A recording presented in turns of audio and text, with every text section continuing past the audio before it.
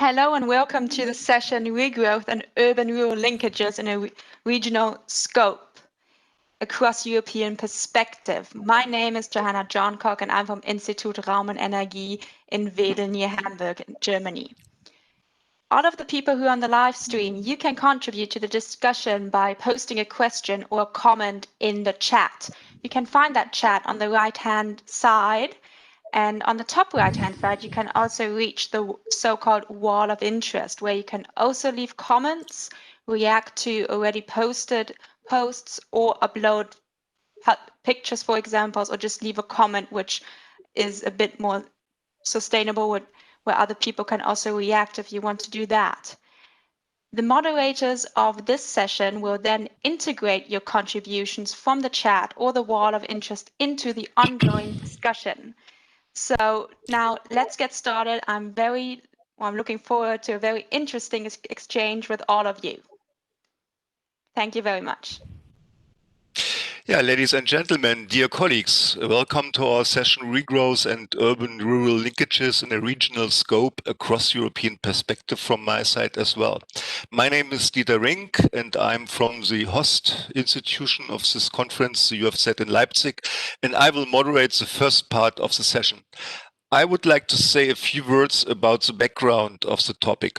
My colleagues Annegret Haase and Peter Rumpel, two of the presenters, worked together with me about 10 years ago on a project that has dealt with shrinking cities in Europe. The focus was on Eastern Europe with case studies in East Germany, Poland, Czech Republic and the Ukraine. During the project, we discovered that some of the cities that had started to grow again, but others had not. This led to a smaller research context, which now no longer deals with shrinkage, but with growth after shrinkage, which we call regrowth.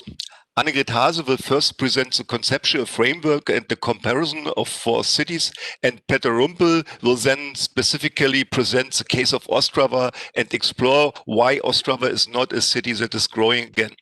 And Thomas Zimmermann from the Hafen City University of Hamburg analyzes in his presentation regrowth and urban-rural linkages using the example of the case study Leipzig. We are very curious about this view from outside on our city and region here. The session is divided into 2 parts, and the second part will be devoted to the project Metapolis from the Technical University Braunschweig. Vanessa Carlow will also give a short introduction to this project. This will be followed by presentations by Vanessa Carlow, Ann-Christine Mühlbach and Malte Möck. As the time schedule is very tight, the moderation has to be very strict. We have planned 2 short slots where the presentations of the 2 parts can be discussed briefly. You can also ask questions in the chat, and our assistant Anna Schönheit will be in charge of the chat room and feed questions into our discussion. So now we can start, and I will ask Annegret Haase, the first presenter, please start your presentation and share the screen with us.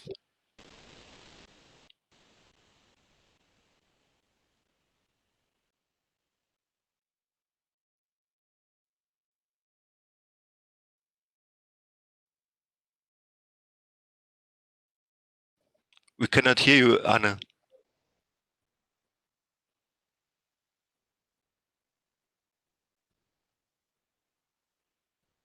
Hello, can you hear me now? Yes.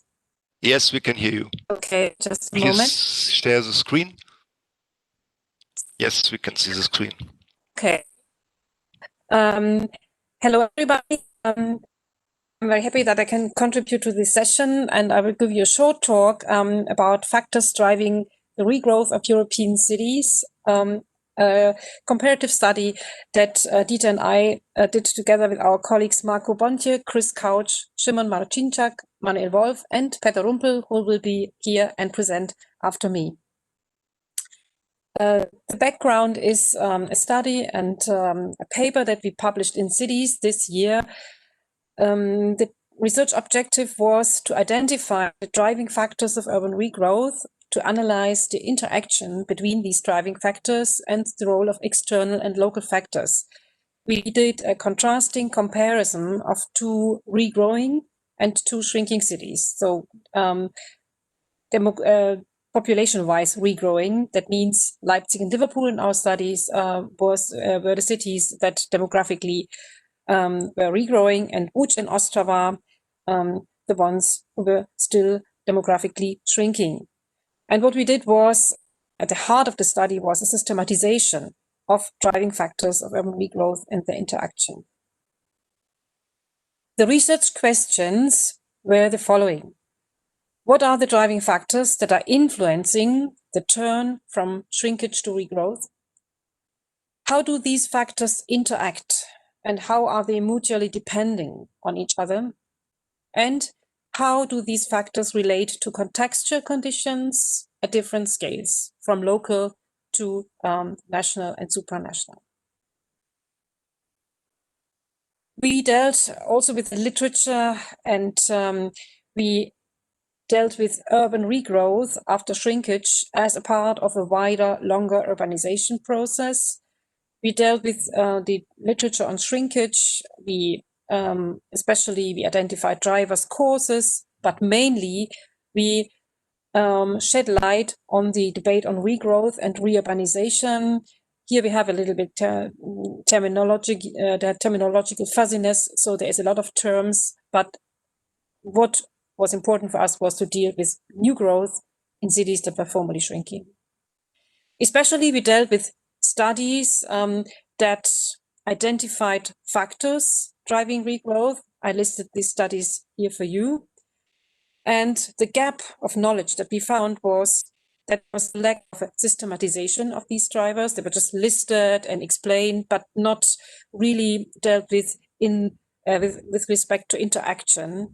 And the analysis of interaction and dependencies was the other gap that we found. Concerning materials and methods, some words already said. We had a contrasting comparison. The key indicator, how we defined regrowing cities, was population regrowth. That was at least our starting point. And the 4 cities represent 4 second-rank cities, so new capital, but large cities in 4 different European countries. We started with a local case description based on a common set of criteria. Then we went to a case analysis of the driving factors and a systematization before we answered our research questions and also came up with some conclusions for urbanization debate and further research needs. So now, what are the main drivers influencing urban regrowth? You see in the chart that it's 5 main drivers that we identified. And this is economic regeneration and the creation of new jobs, the externally sourced investment and funding, then strategic development of the inner city and the core city, together with the control of suburbanization, combined with a strong inward orientation of planning policies, and not least a sustained and coordinated public leadership. In our cases, population growth was a result or consequence of these factors. And the factors emerged in bundles, in different combinations. But what we saw was that for regrowth, there's not just one factor decisive, it's almost always a bundle of different factors. These factors operated both at the local scale and the super-local, that means external level. And there are many forms of interaction, contingency, feedback. So some factors emerging at the same time, some one after the other, reinforcing each other, and other types of interaction and feedback. To give you a flavor, at least, how that looked like in our example cities, we'll just tell you a little bit about why Leipzig and Liverpool made the turnaround from shrinkage to regrowth. In both cities, we found the following factors: strong public leadership, a major public and external, that means non-local, investment over a longer period of time. And this partly enhanced also private investment later on.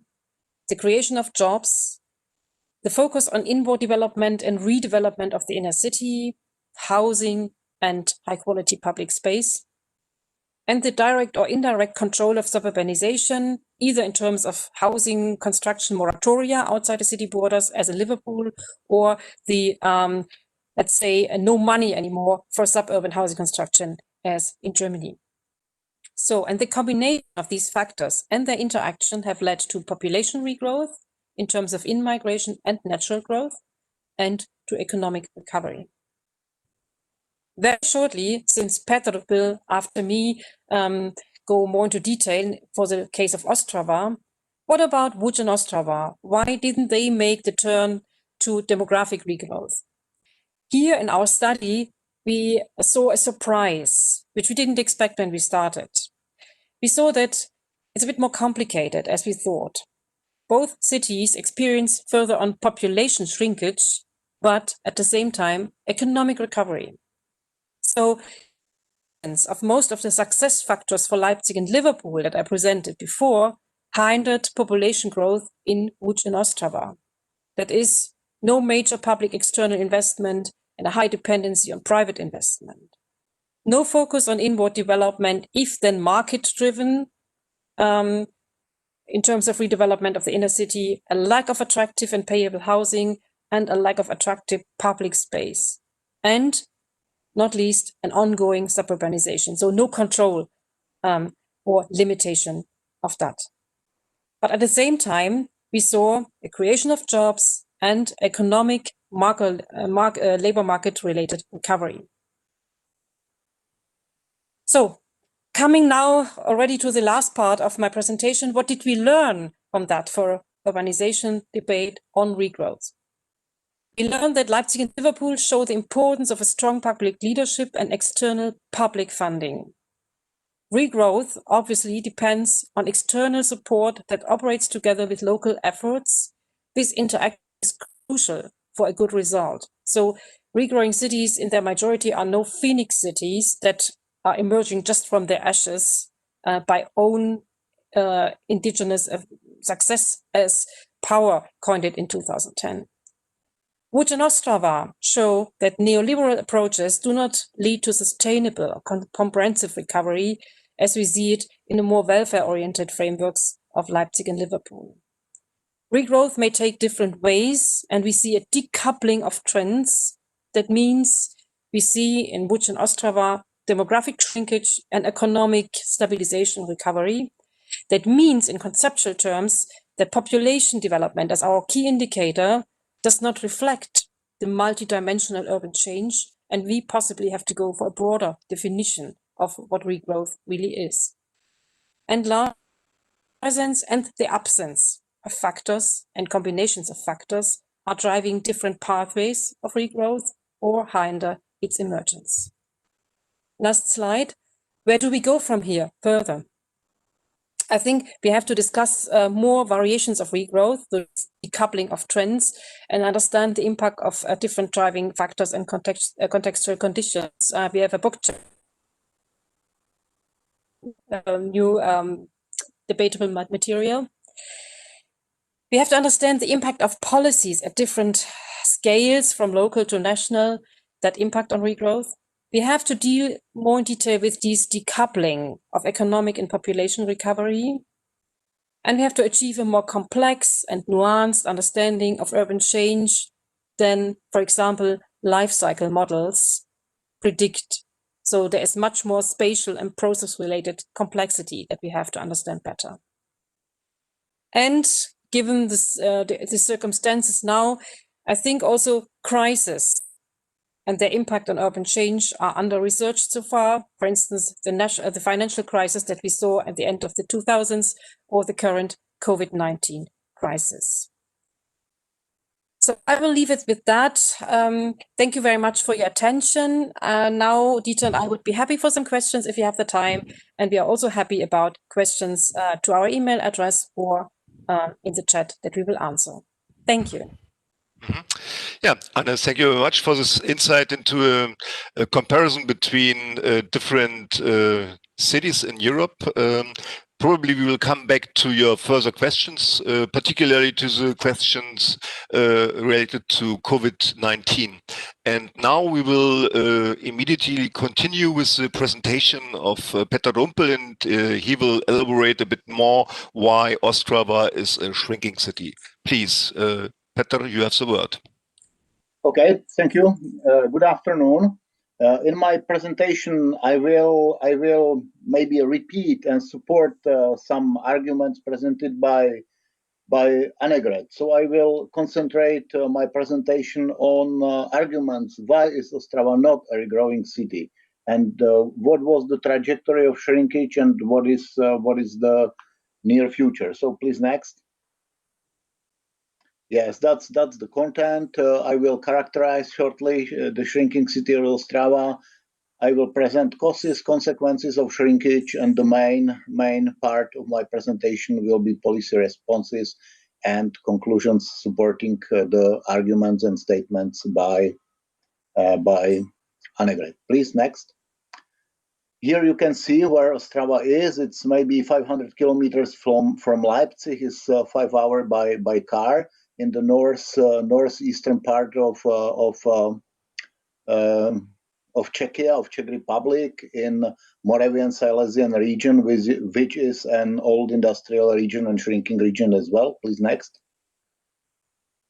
My findings are based on research on comparison of regrowing and shrinking cities.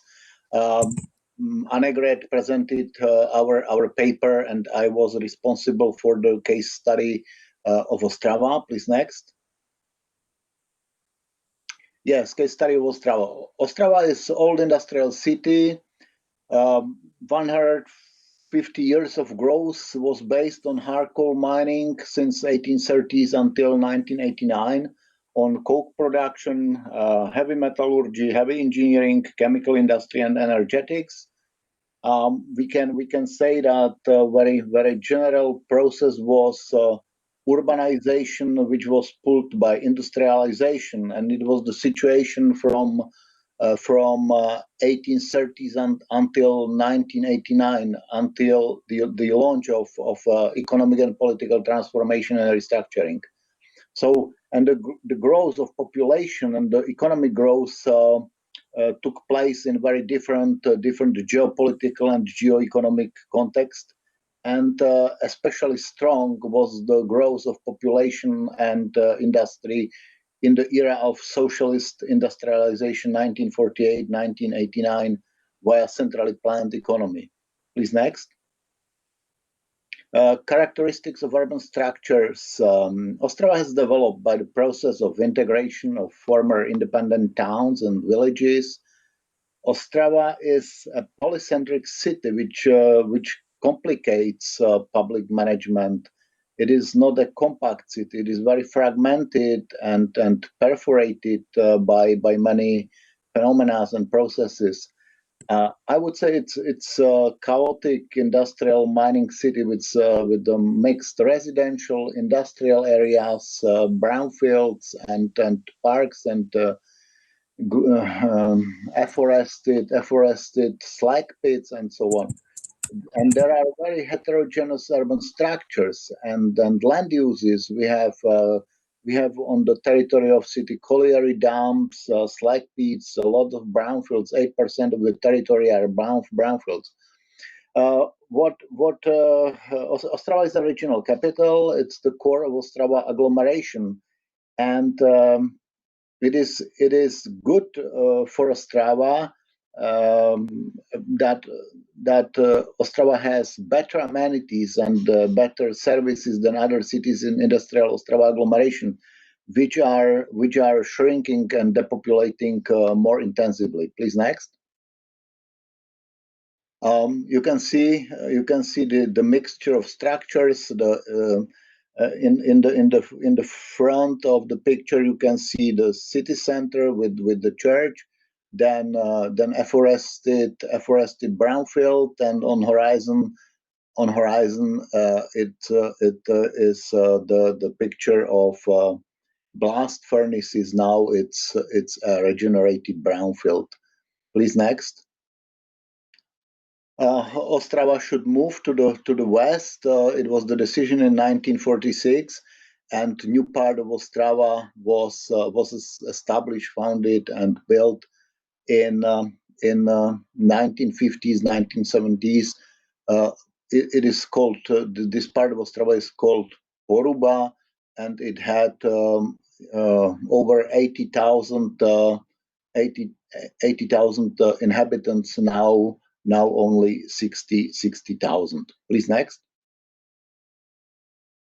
Shrinkage of Ostrava in 1990, Ostrava had 331,000 inhabitants, and in 2020, 287 inhabitants. The city lost 44,000 inhabitants, which is decreased by 13%.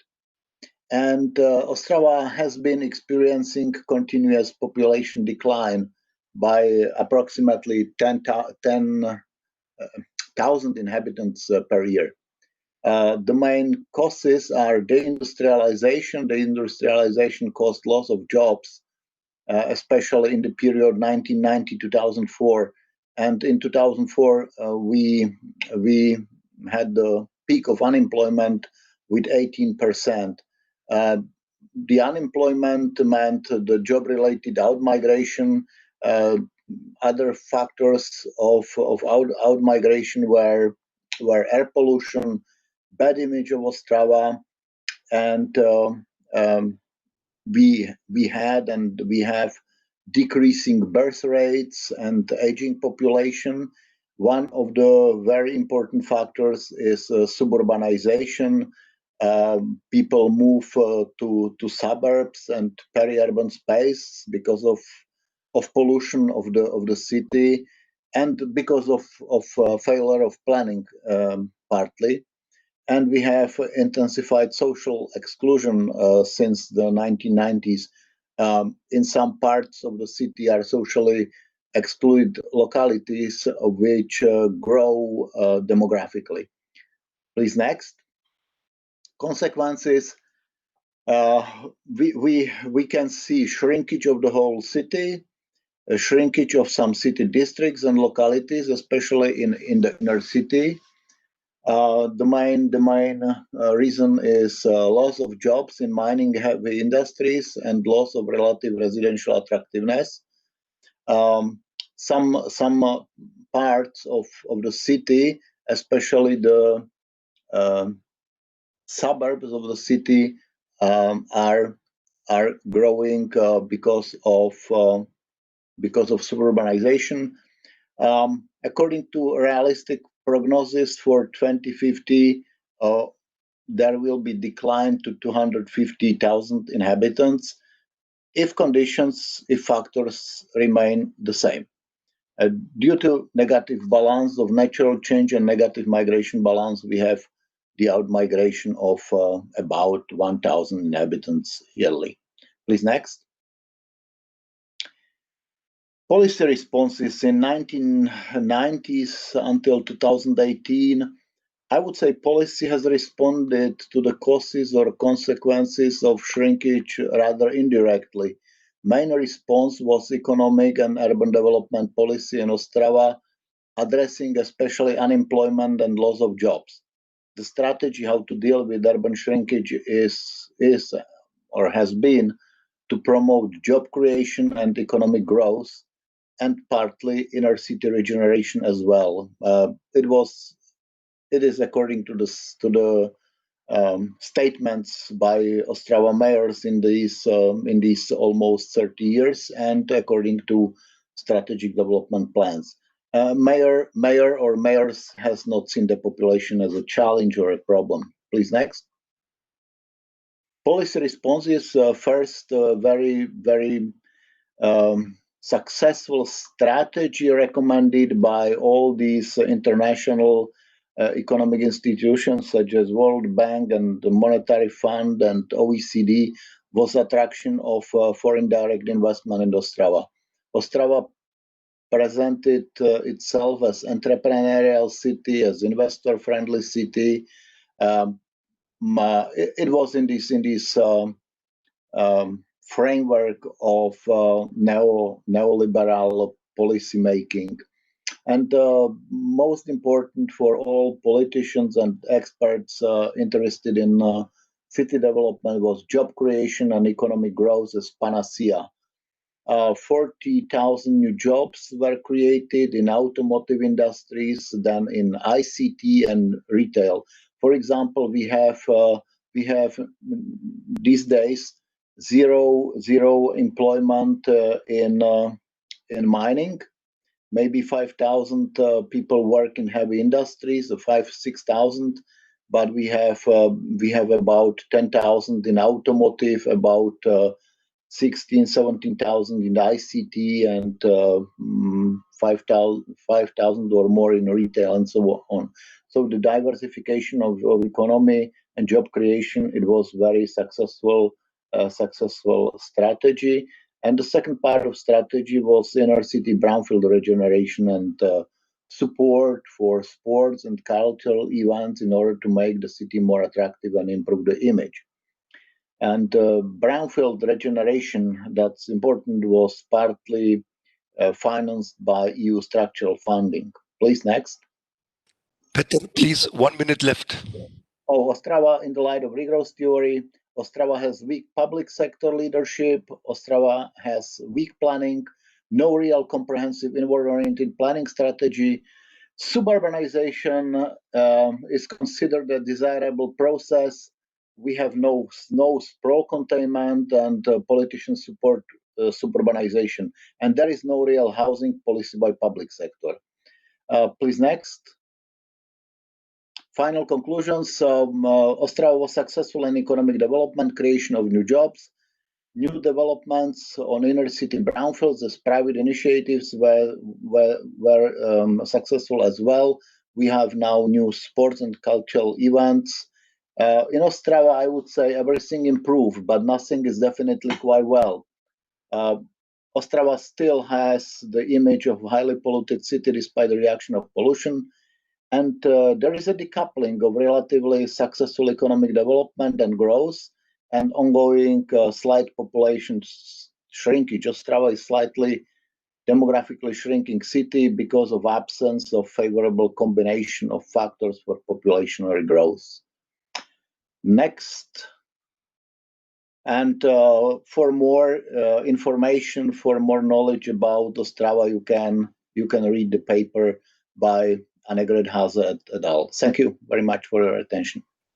Thank you very much, Peter, for this insight into the case study of Ostrava, moderate shrinking city, I would say, and the prospects are rather pessimistic, so we will see a further shrinkage. We will come back to the case as well, and now we will continue with the next presentation given by Thomas Zimmermann, and we are curious to have new information about the case study of Leipzig. He was not a part of our project, and he will elaborate his own project as well. Please, you have the word.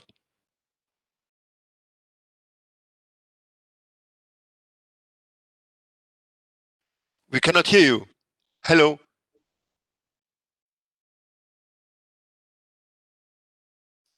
We cannot hear you.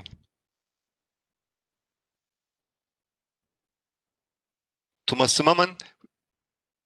Jetzt kann ich mich jetzt. Ja. Ja, entschuldigen Sie, das ist das ewige Problem.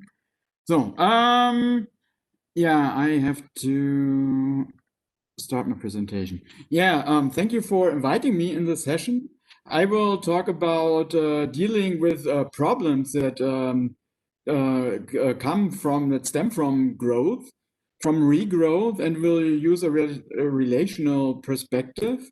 Yeah, as you already told, Leipzig is a growing city again, and together with that comes at least maybe say a projected housing shortage, and that led the city of Leipzig to change this strategy of how you said control of suburbanization, and to follow a new strategy in urban development, and to give up inhabitants to the suburban communities, And there was a change that happened like beginning on from the year 2015.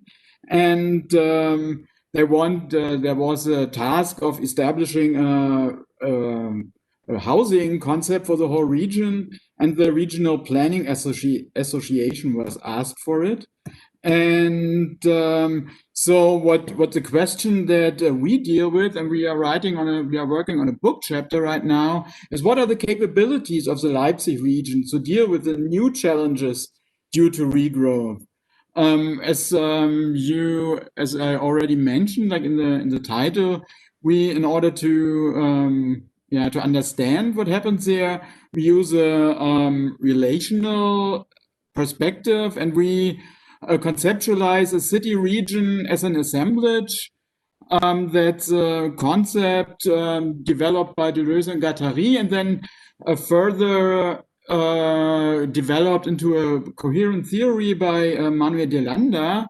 And this has these two ideas that heterogeneous parts, humans, animals, and inanimate objects are in an assemblage an ensemble that meshes together well. But there's also the other aspect, and that's a more interesting part for us, the action of matching together these parts. But Deleuze and Guattari, as well as de Landa, are not so interested in that part. So there is the idea of adding actor network theory in the process of translation in order to understand this part. And this has these 4 stages we will use.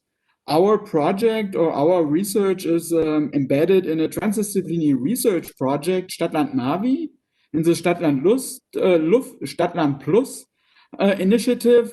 It has a duration from 2018 to 2023, and it aims at establishing a resource-efficient land management and cooperation in the region. We conducted semi-structured interviews with politicians and employees of people that work for a cooperation agency. We analyzed documents, and as we are in this transdisciplinary research project, we also were part of some meetings in the region, and we use participatory observation. So, as I already told, Problematisation, it has 2 aspects. The first one is establishment of what they call primum movens. And as I already told you, the city of Leipzig, as well as the surrounding municipalities, asked the Regional Planning Association to take over the problem of creating a regional housing concept.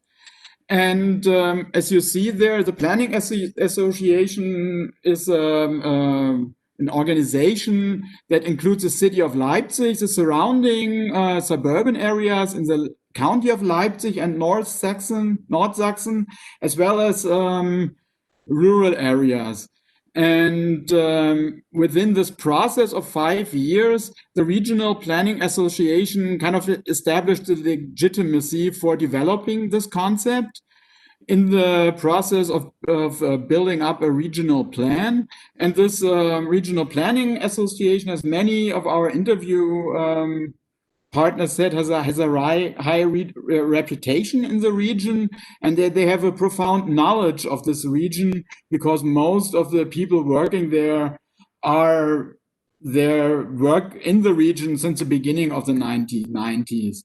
The second part of problematization deals with establishing a common problem and a solution.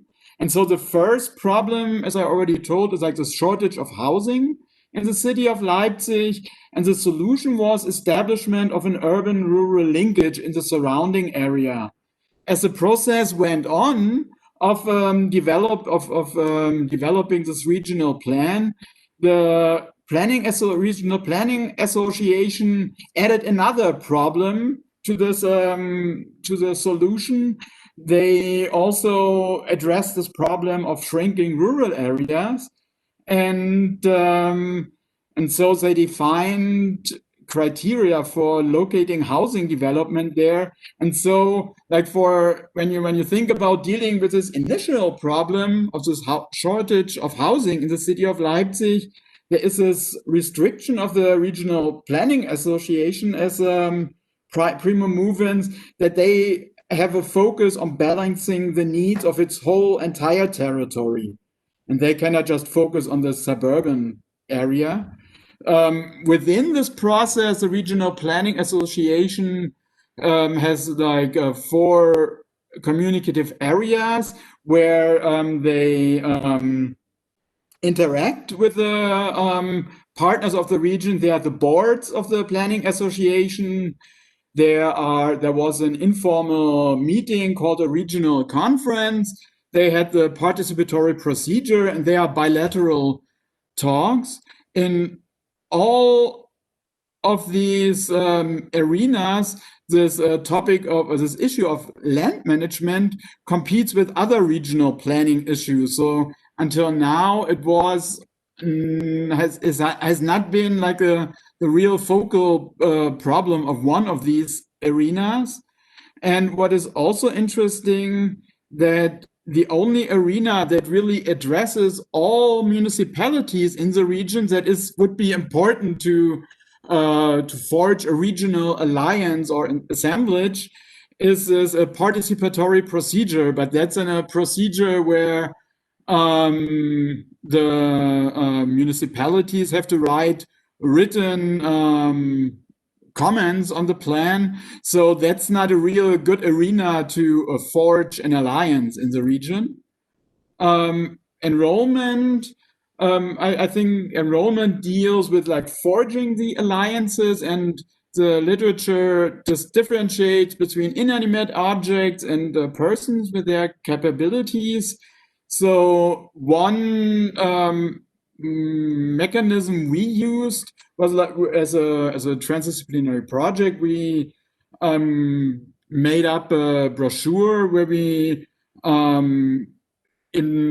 gave new ideas of problem solving in the region by informing on alternative solutions. But within the process, there were also an important role had persons with their capabilities. So one aspect many interview partners mention is the head of the office of the Regional Planning Association, with his capabilities of moderating and forging alliances between people.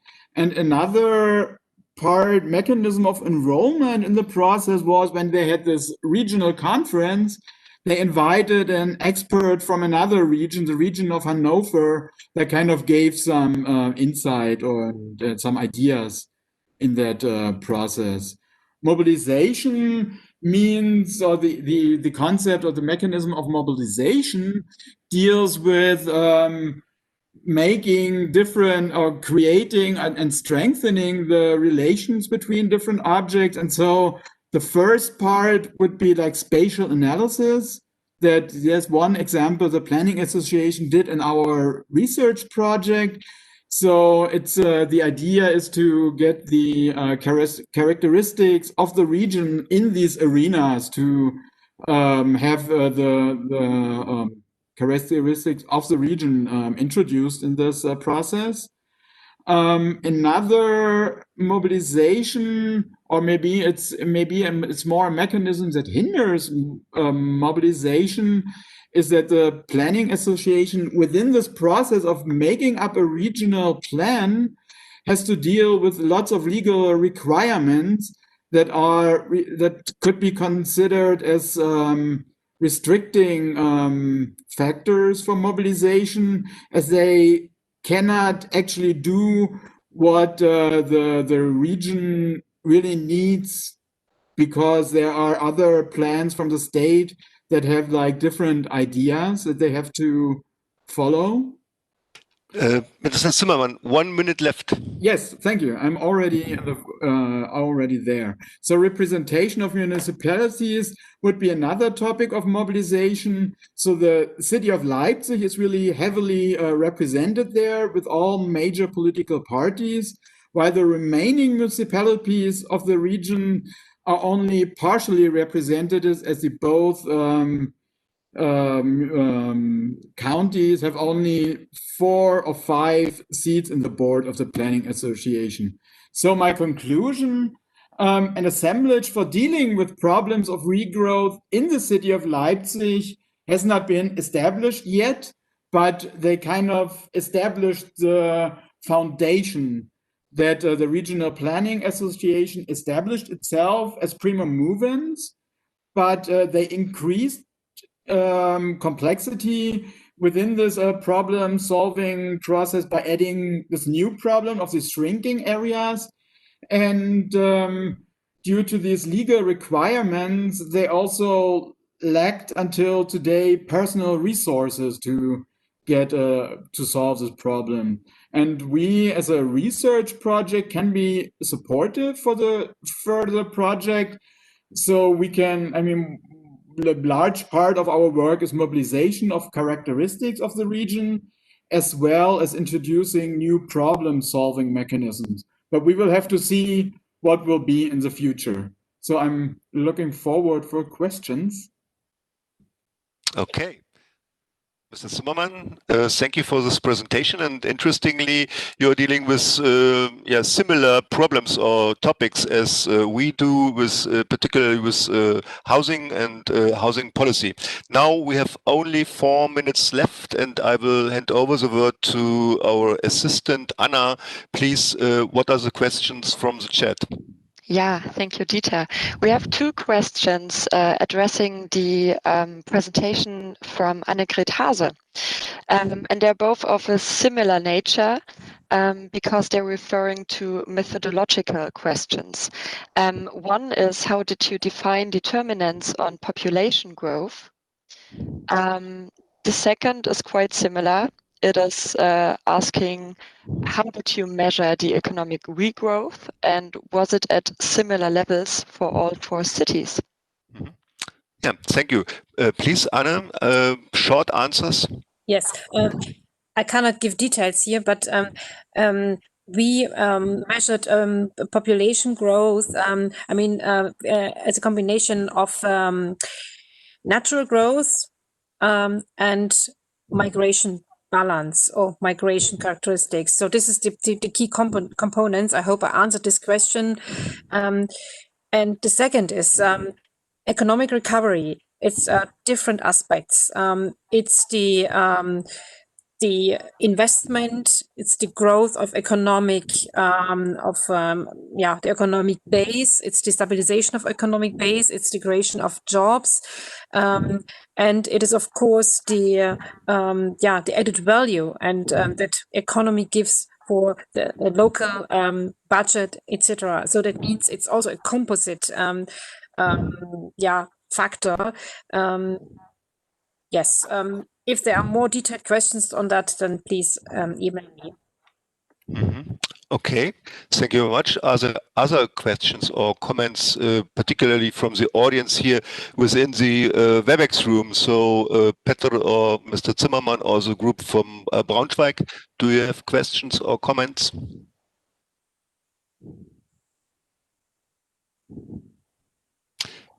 So then I have a question to Mr. Zimmermann particularly. What do you think? Can the problems of housing in the city of Leipzig can be solved by a cooperation with the rural area and the surroundings? Or could it be an approach? I mean, I think that's the idea of the city of Leipzig, but I think that's our experience in the workshops we did in the region in the last weeks or month. There are some municipalities in the suburban area that are not willing to grow anymore. Okay. So I think that's a new problem there. But on the other hand, I think the newest population development of Leipzig is not so. I think the growth rate kind of decreased, and I think in this year with the Corona times, it was already I think stabilizing. So maybe, I mean, you don't know what the future will be. So it's an open question. But on the other hand, maybe, I mean, there's this concept of leapfrogging. So that could be one solution, and this idea of the planning association to develop, to reach out into these rural areas, and they want to, I mean, they want to build new houses. Okay. So Thank you very much. I ask for further questions from the chat, and we can answer the questions as well in the chat room. So thank you again to Annegret, to Petr, and to Thomas Zimmermann. And now we will